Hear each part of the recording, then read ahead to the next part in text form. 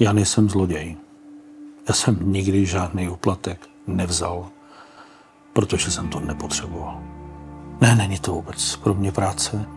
Já tím městem žiju. 24 hodin, 7 dní v týdnu.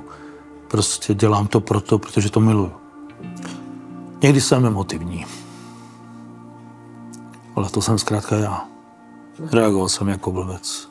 Ale pokud někdo o vás řekne, že jste zloděj, tak vás to zkrátka naštve. Nikdy nikdo za 1 000 000 korun pozemky městu nenabídnu. Hlasoval bych stejně, choval bych se jako kašpárek a měnil bych názory. Ne, protože vím, že ty pozemky náchoďákům nesmírně pomůžou. Asi vzala jako rukojmí jako to město, aby v podstatě vyřešili problémy, které mají se mnou jako s Janem Birkem. Ať to řeší s Janem Birkem, ale neřeší to prostřednictvím toho města. Já to budu vždycky bránit. Budu vždycky bránit to město, které miluju a v kterém žiju.